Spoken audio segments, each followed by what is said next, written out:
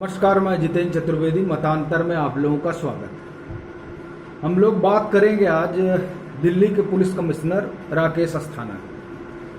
वो जब से दिल्ली आए हैं, या आप कहिए कि जब से उनको सीबीआई का स्पेशल डायरेक्टर बनाया गया, तब से उनको लेकर एक अभियान यहाँ चला है। और ये मैं नहीं कह रहा हूँ, ये उन्होंने खुद अपनी बात, जो उनकी नियुक्ति को लेकर मामला चल रहा था दिल्ली हाई कोर्ट में, उसमें उन्होंने इस बात की चर्चा की, इस बात का जिक्र।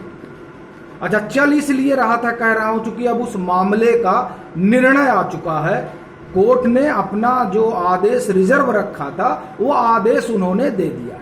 हालांकि उसको लेकर जो डिटेल, आप ये कहिए कि ऑर्डर जो है, वो ऑर्डर अभी तक नहीं आया है, लेकिन जो उन्होंने रिजर्व रखा था, वो उस रिजर्व में क्या निर्णय लिया गया है, वो निर्णय अब सार्वजनिक हो चुका है। कोर्ट ने अपना निर्णय सुना दिया है।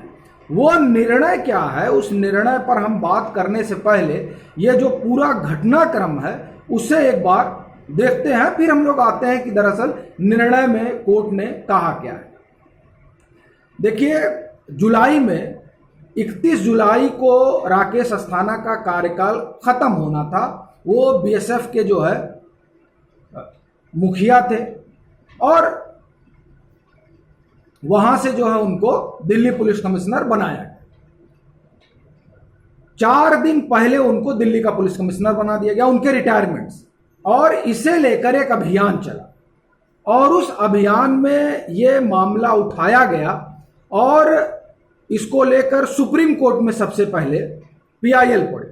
उसमें ये कहा गया कि जो ये नियुक्ति हुई है, ये प्रकाश सिंह मामले में जो सुप्रीम कोर्ट का ऑर्डर है, उसका उल्लंघन है, और इसलिए अवमानना का केस चलना चाहिए प्रधानमंत्री और गृह मंत्री के ऊपर। उसके बाद में 6 जुलाई को संभवतः एक पीआईएल और पड़ती है, एक एनजीओ की ओर से, और वो पीआईएल डालते हैं प्रशांत भूषण, उस एनजीओ की तरफ से। वकील वही होते हैं। ये जो जब दोनों पीआईएल पढ़ती है, उसके बाद एक पीआईएल पढ़ती है दिल्ली हाई कोर्ट में।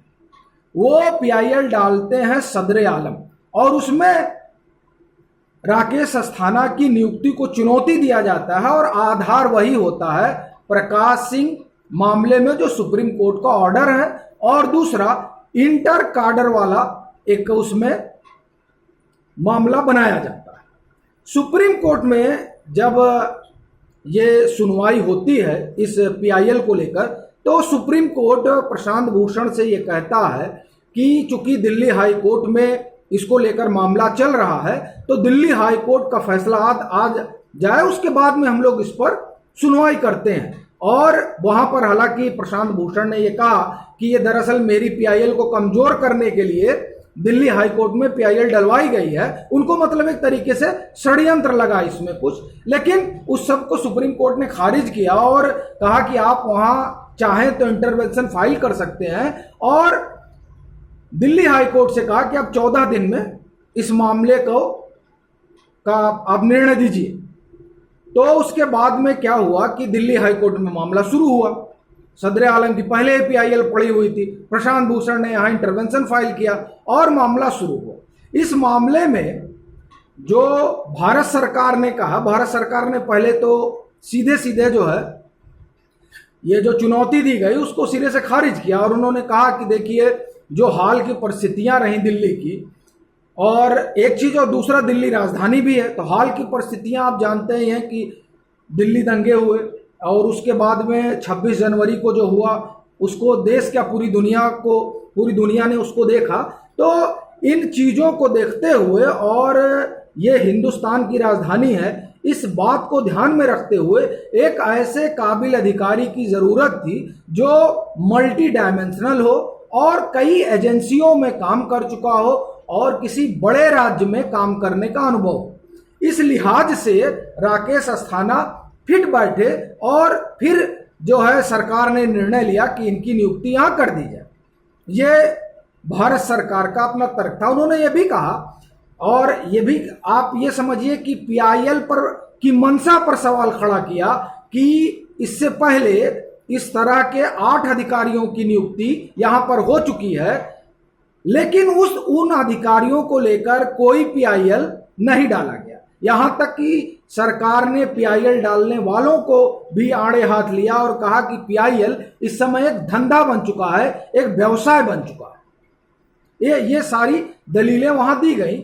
और प्रकाश सिंह वाले मामले में ये कहा गया, जो प्रकाश सिंह मामले में कोर्ट का ऑर्डर है, कि उसमें ये कहा गया कि देखिए ये जो ऑर्डर है ये ऑर्डर स्टेट के लिए और ये यूनियन टेरिटरी है, यहां पर विशेष परिस्थितियां, इस तरह का जो है वहां पर आर्ग्यूमेंट दिया गया।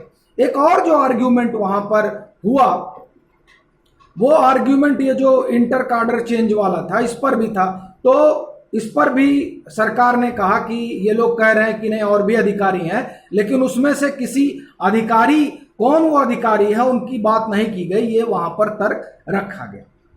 राकेश अस्थाना की ओर से जो तर्क रखा गया वो वही तर्क है जिससे हमने शुरुआत, उनकी ओर से मुकुल रोहतगी पेश हुए और उन्होंने ये साफ तौर पर कहा कि जो राकेश अस्थाना है उनके खिलाफ यहां षड्यंत्र हो रहा है, एक प्रायोजित तरीके से अभियान चलाया जा रहा है। और उस पर उन्होंने सोशल मीडिया का भी जिक्र किया कि इस तरह का अभियान सोशल मीडिया पर उनके खिलाफ चलाया जा रहा है। और कुछ लोग, उन्होंने जो सीपीआईएल एनजीओ है उसका भी जिक्र किया कि कुछ लोग जो है टारगेटेड जो है उनके खिलाफ अभियान चला रहे हैं, और तब से चला रहे हैं जब से वो सीबीआई के स्पेशल डायरेक्टर बने। इन तमाम चीजों को वहां पर उन्होंने रेखांकित किया और भारत सरकार ने जो अपना पक्ष रखा वो रखा है। इन सारे मामलों और इन सारी दलीलों को सुनने के बाद कोर्ट ने जो अपना निर्णय लिया वो निर्णय ये लिया कि सरकार ने जो फैसला लिया है वो फैसला सही है, मतलब राकेश अस्थाना की नियुक्ति सही है। और जो ये पीआईएल पड़ी थी, इस तमाम पीआईएल में जो नियुक्ति को चुनौती दी गई उसको खारिज कर दिया गया। तो एक तरीके से ये देखा जाए कि राकेश अस्थाना को बड़ी राहत मिली, क्योंकि ये आप समझिए कि ये मामला था और इस मामले में जिस तरीके से उनको घेरा जा रहा था वो घेराबंदी बड़ी पुख्ता थी।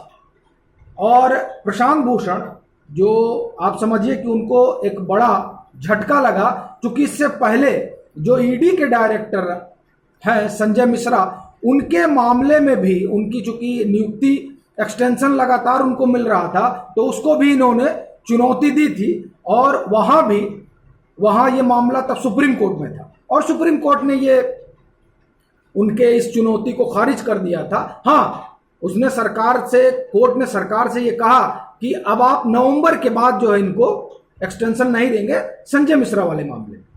तो एक तो संजय मिश्रा वाले मामले में इनको बड़ा, आप ये कहिए कि इनके जो ये चाहते उस हिसाब से नहीं बात बन पाई और इनकी दलीलें वहां नहीं ठहरी। और कमोबेश यही चीज अब दिल्ली हाई कोर्ट में देखने को मिली। और इन दोनों ही, एक तो सदर आलम की जो पीआईएल थी और जो प्रशांत भूषण का अपना इंटरवेंशन था, उसको कोर्ट ने सिरे से खारिज कर दिया। अब जब डिटेल जो ऑर्डर है वो ऑर्डर आएगा तब ये देखने को मिलेगा कि दरअसल उसमें क्या क्या चीजें कोर्ट ने देखी और किन जो आधार क्या था, जिस आधार पर ये निर्णय आया। चलते हैं, फिर मिलेंगे एक नए मसले के साथ, तब तक के लिए राम।